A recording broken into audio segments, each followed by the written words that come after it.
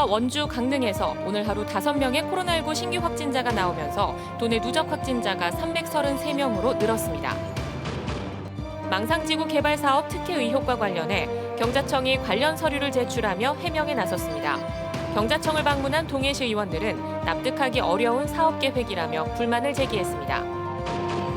최근 생활정보지와 인터넷 사이트 등의 부동산 직거래 매물건을 보고 좋게 계약해주겠다며 연락한 뒤 돈을 가로채는 보이스피싱이 늘어나고 있습니다.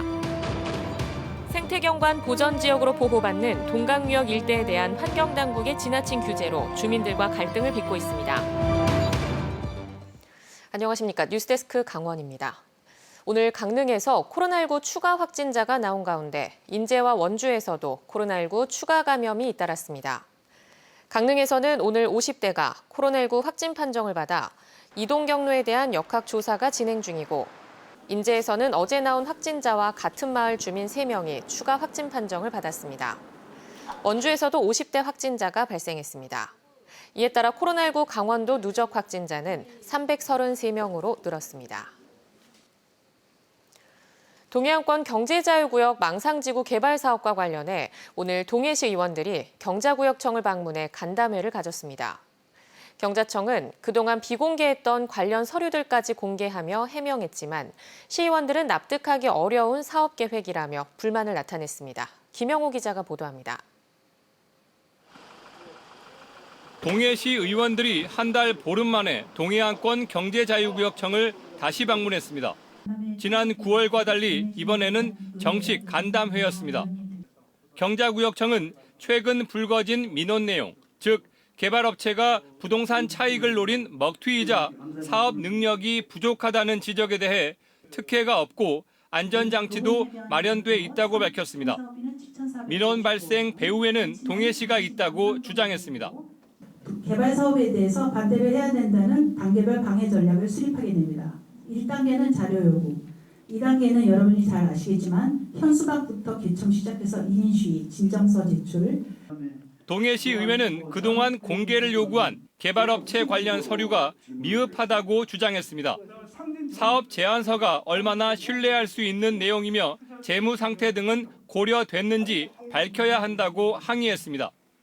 그래서 4번 뒤에 보면 첨부자료 해가지고 사업계획서라고 있어요. 사업 제안서, 사업계획서 이렇게 해가지고. 경자구역청은 사업 제안서는 비밀 유지 원칙에 따라 공개가 어렵다고 밝히고 대신 투자 의향서와 개발 사업 여력을 증명할 수 있는 서류 등을 공개했습니다. 일군 건설사가 망상 1지구 개발에 참여하기로 했고 1금융권이 5천억 원가량의 투자금을 지원하기로 했다는 계약 서류도 제시했습니다. A라는 기업보다는 이 사업의 실적이 있느냐라는 걸 놓고 보는 거거든요. 그 사업을 추진할 능력이 없으면 저 문서가 나올 수가 없습니다. 하지만 인구 2만 명, 9천여 세대의 아파트를 짓는 도시 건설 계획의 실현 가능성은 여전히 논란이었습니다. 경자청은 호텔과 국제학교 등의 인구 유입책이 있다고 했지만 시의원들은 허울뿐인 계획이라며 사업 좌초를 걱정했습니다. 전국 많은 분들이 저희들을 봤을 때 상식선에서 안 되는 사업에 어떻게 파이낸싱을 이렇게 해서 투자를 한다는 것인지. 경자구역청이 앞으로 시민 소통을 강화하겠다고 밝힌 가운데 개발 사업 시행사인 동해 ECT는 최근 토지 보상 감정 평가 금액을 토지주들에게 공식적으로 통보했습니다. MBC 뉴스 김영호입니다. 수사기관이나 금융기관을 사칭해 돈을 가로채는 보이스피싱이 부동산 거래에서도 판을 치고 있습니다. 생활정보지 등의 매물 광고를 낸 사람들에게 비싸게 팔아주겠다고 접근해 금전 피해를 주고 있어 주의가 필요합니다. 이윤 기자가 보도합니다. 코로나19로 장사가 되지 않자 소주방 임대 광고를 생활정보지에 낸 A씨. 광고를 낸 지 며칠 뒤 서울의 한 부동산이라며 좋은 값을 받게 해주겠다는 문자와 함께 전화를 받았습니다. 생각했던 시세보다 1,000만 원을 더 쳐주겠다며 인수자와 함께 직접 내려와 계약하겠다는 겁니다. 그러면서 계약을 앞두고 감정평가서와 각종 보증서 발급 등의 이런저런 비용이 필요하다는 말에 A씨는 여러 차례 돈을 보냈습니다. 이제 저한테 전화를 자주 해가지고 이제 보증제다 돈 붙여라, 뭐 감정 평가단에다가 그리고 뭐 어디에다 돈 붙이라고 이렇게 연구포 이제 시작이 된 거예요. 감정평가사와 인수자의 연락처도 알려주고 계약을 마치면 각종 비용은 모두 보전해 준다는 말에 아무런 의심을 하지 않았습니다. 하지만 약속 시간이 지나도 이들이 나타나지 않고 연락이 닿지 않자 A씨는 뒤늦게야 사기당한 것을 알았습니다. 결국 700여만 원을 날리고 말았습니다. 7시 반 때인데 느낌이 딱 이상한 거예요. 여기 손님이 계속 들어오지고 내가 전화를 했어요. 그랬더니 전화가 이때 사기당했구나 하는 걸 느꼈어요. 전문가들은 부동산 거래와 관련해 발급을 요구하는 이 같은 서류들은 존재하지 않는 것들이라며 주의를 당부했습니다. 그렇게 해야만 하는 줄 알고 송금을 합니다만 그 후로는 다시 연락을 해도 연락이 안 되는 거죠. 감정평가 비용을 전화로 송금하라고 하지는 않습니다. 절대로 송금하는 일이 있어서는 안 될 것 같습니다. 생활정보지와 인터넷 사이트 등의 부동산 직거래 매물이 늘고 있는 가운데 이를 악용한 전화 사기가 끊이지 않고 있어 각별한 주의가 필요합니다. MBC 뉴스 이용입니다. 동강유역은 생태경관 보전지역으로 보호받다 보니 각종 규제가 심합니다. 이 때문에 환경당국과 주민 간 갈등이 장기간 적지 않은데 의견차는 좁혀지지 않고 있습니다. 조규환 기자입니다. 동강은 정선에서 시작해 평창을 지나 영월까지 이르는 약 46km 구간입니다. 동강유역엔 수달과 사냥 등 멸종위기 동물과 동강 할미꽃 등 고유 자생식물이 자랍니다. 이 때문에 2002년부터 동강유역 720만 제곱미터는 생태경관 보전지역으로 지정됐습니다. 이렇게 동강유역이 생태경관 보전지역으로 묶여있다 보니 간단한 정화활동뿐만 아니라 주변 정비와 개발에도 규제가 심해 주민들의 불만이 쌓여가고 있습니다. 지난 9월 두 차례 태풍이 불어닥쳐 동강유역이 쓰레기로 뒤덮였는데도 지자체와 주민은 손을 댈 수 없다 보니 최근에야 수거 작업이 시작됐습니다. 여기에다 동강을 찾는 관광객들은 허가받은 레저업체를 이용하지 않으면 강물에 손조차 담그기 어렵고 호우 때마다 물에 잠기는 도로도 제때 정비하기 힘들다고 주민들은 말합니다. 침수 지역은 상류에서 잦은 비 조금만 오면 침수가 되어 고립이 됩니다. 이 주민들이. 사실 많을 때는 뭐 한 해 20회 이상 고립이 되고요. 이런 부분을 지금 환경청에서는 협의 자체를 하자면 또 환경당국은 동강유역을 보호하겠다며 개인 땅과 건물을 사들인 뒤 이를 방치해 미관을 해치고 있습니다. 이렇다 보니 환경당국이 스스로 만든 생태경관 보전지역 관리 계획조차 지키지 않는다는 불만이 나오고 있습니다. 동강관리 기본계획에 나와 있듯이 지역 주민의 어떤 주민 소득 사업이나 또 주민의 어떤 그 삶 자체에 행복을 어떤 좀 추구해 줄 수 있는. 이에 대해 환경당국은 앞으로 주민 의견을 충분히 수렴하겠다는 입장을 밝혔습니다. 생태경관 보전지역의 자연 생태 및 자연 경관의 보존을 위한 지정 취지에 반하지 않는 범위 내에서 지역 주민의 불편을 최소화하는 방안을 검토하여 반영할 계획입니다. 하지만 환경당국의 입장은 원론적인 수준에 불과해 20년 가까이 쌓여온 주민 불만이 쉽게 해소되기는 어려워 보입니다. MBC 뉴스 조규환입니다. 대학처럼 고등학교에서도 스스로 교과목을 선택해서 이수하는 고교 학점제가 마이스터고에서 시행되고 있습니다.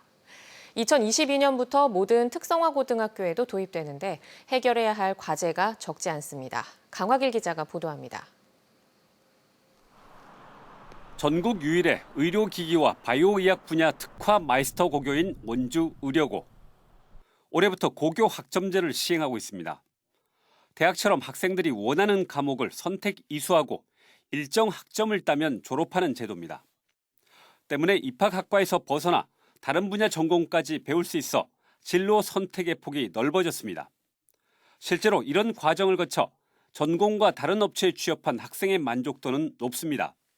자기가 가지고 있는 재능을 펼칠 수 있는 선택권이 넓어졌잖아요. 네. 그래서 진로 쪽으로 더 다양한 고민을 할 수 있게 될 것 같고. 현재 강원도에서 고교 학점제를 시행하고 있는 학교는 3곳. 원주의료고와 삼척 마이스터고, 영월 한국소방 마이스터고입니다. 마이스터고에서 시작된 고교 학점제는 2022년에는 모든 직업계고, 현재 초등학교 5학년이 고등학교에 들어가는 2025년에 일반고까지 확대 시행됩니다. 특성화고 학생은 졸업과 동시에 직업 현장에 뛰어들기 때문에 산업계의 변화에 맞춘 유연한 교육과정 운영이 필수적입니다. 하지만 대부분의 직업계고는 인력과 시설 모두 이를 따라잡기 힘든 여건입니다. 그렇다 보니 학교 현장은 벌써부터 걱정이 태산입니다. 기존에는 학과 안에서만 이제 교육과정을 짜서 학과 안에서 다 해결했었는데 서로 조율을 해서 실수도 맞춰야 되고 하기 때문에 처음에 준비할 때는 조금 어렵죠. 강원도교육청은 학점제 안착을 위해 15개 직업계 고등학교를 돌며 맞춤형 모델 구축에 나섰습니다. 학과 안에 다양한 전공 코스를 개설하거나 학과 간 융합과정이나 학교 간 공동과정을 만들고 산업계와 연계한 과정을 운영하는 방식입니다. 전문기관에 가서 이제 수업받고 거기에서 평가를 받은 다음에 이것이 곧 생활기록부에 등재하게 됩니다. 그렇게 되면 우리 학생들이 좀 더 동기유발이 잘 되고 수업을 집중해서 듣는 측면이 있거든요. 그래서 학교 밖 교육도 이제 확대해서 운영할 예정입니다. 교육 과정과 평가 등 학교의 틀을 완전히 바꾸는 고교 학점제. 도입 전에 일선 학교의 역량을 높이는 교육 당국의 제도적 뒷받침이 절실합니다. MBC 뉴스 강화길입니다. 코로나19로 배달이 늘면서 근거리 이동에 적당한 초소형 전기 화물차에 대한 수요가 크게 증가하고 있습니다. 대략 0.3톤 정도라고 하는데요. 어찌된 일인지 이런 초소형 전기 화물차가 1톤짜리보다 오히려 더 비싸게 거래되는 가격 역전 현상이 벌어지고 있다고 합니다. 이유가 무엇인지 김진아 기자가 취재했습니다. 최근 늘어난 초근거리 배달업체들은 초소형 전기 화물차를 선호합니다. 유지 관리비가 저렴하고 소음이 없어 야간 배달에도 유리하기 때문입니다.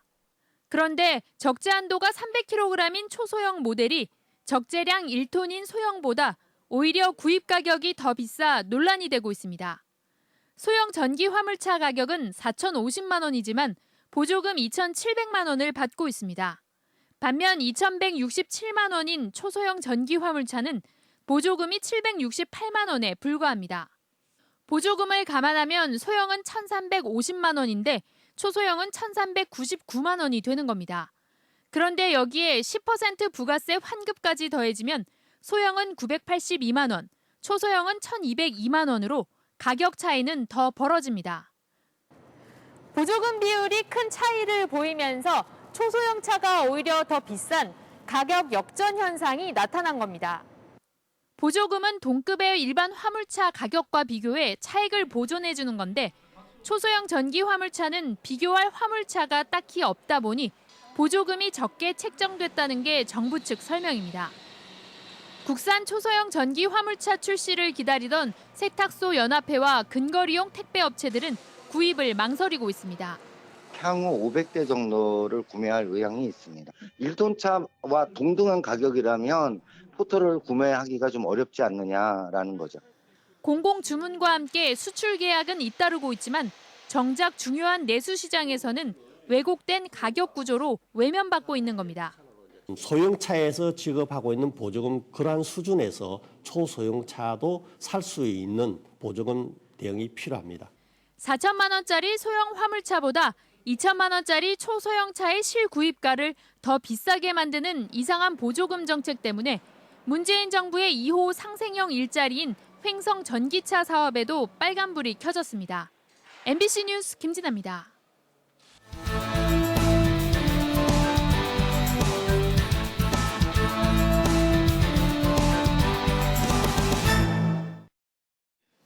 (2020) 디지털아트 강릉문화제 야행이 내일부터 사흘간 강릉 대도호부 관아 일원에서 열립니다. 빛으로 만나는 천년의 관아를 주제로 야경 중심의 4개 테마 18개 프로그램이 마련됐으며 동원에서는 오후 6시부터 건물 벽에 빛으로 그리는 미디어 파사드가 20분 간격으로 상영되고 드론 300대가 밤하늘에 강릉의 문화재를 형상화하는 드론 아트쇼는 오후 7시, 9시에 열립니다. 또 강릉 대도호부사 부임 행차 등 전시와 꽃초롱 등 전시 등이 관아 야경을 장식하고 수문장 교대식이 볼거리를 더하며 유튜브 강릉문화원 TV 등을 통해 라이브 방송도 실시됩니다. 강원도교육청이 2021학년도 대학 수학 능력 시험장에 대한 현장 점검을 실시합니다. 지난달부터 시험장에 대해 학교와 지역교육지원청이 점검을 한 데 이어 20일까지 도교육청 점검관이 현장을 점검하고 18일부터 25일까지는 시험장에 대한 코로나19 방역을 중점 관리합니다. 또 모든 시험장의 통행로와 건물 안전성을 점검하고 화재, 동파 등에 대한 점검도 함께 실시할 방침입니다. 강릉시가 지역경제 활성화를 위해 전액 11호 운영되는 내년도 11개 축제를 모두 개최하기로 했습니다. 강릉시는 1월 해맞이 축제, 4월 경포 벚꽃잔치, 8월 썸머 페스티벌, 12월 비축제 등 11개 소규모 축제를 모두 열며 방역수칙과 사회적 거리 두기를 준수해 가급적 정상 진행할 계획입니다. 내년에 개최되는 11개 축제에는 모두 12억 원의 예산이 들어갑니다. 노사 갈등을 겪고 있는 강릉 신일정밀에 대해 금속노조가 부당 노동 행위를 규탄하고 이와 관련한 고소장을 고용노동부에 제출했습니다. 금속노조 신일정밀지회는 오늘 고용노동부 강릉지청에서 기자회견을 열어 사측이 교섭을 거부하고 대체 근무자를 투입하는 등 노조의 정당한 쟁의 활동을 방해하고 부당 노동 행위 전력이 있었던 노무사를 경영 고문으로 위촉해 노사 갈등을 유발하고 있다며 고용노동부에 고소장을 제출하고 철저한 조사와 엄중한 처벌을 촉구했습니다. 한편 금속노조 신일정밀지회 조합원들은 임금교섭 결렬과 부당 노동 행위 등을 이유로 지난달 23일부터 파업에 들어갔습니다. 어젯밤 10시 17분쯤 삼척시 당저동 다가구 주택 3층에서 불이 났습니다. 이 불로 55살 A씨가 집안에서 숨진 채 발견됐으며 주택 거주자 8명이 긴급 대피했습니다. 불은 3층 25제곱미터를 태워 소방서 추산 2,500만 원 상당의 피해를 내고 30분 만에 꺼졌습니다. 경찰과 소방당국은 화재 원인 등을 조사하고 있습니다. 예비 문화도시로 지정된 강릉시가 지역의 역사를 바로 보고 함께 연구하는 공동연구 강의를 엽니다. 강릉시 문화도시 지원센터는 강릉시 명주동 날다학교에서 시민이나 학생이면 선착순 입장할 수 있는 강릉 지역 역사 탐구 프로그램을 진행합니다. 모두 5차례 진행되는 이번 프로그램은 역사 유적 현장에서 2차례 진행됐고 내일부터 3주 동안 매주 목요일에는 강릉 지역의 항일운동과 현대사, 6.25 전쟁 민간인 학살 등에 대한 강의가 열립니다. 강원뉴스 마칩니다. 시청해주신 여러분 고맙습니다. 수고했습니다.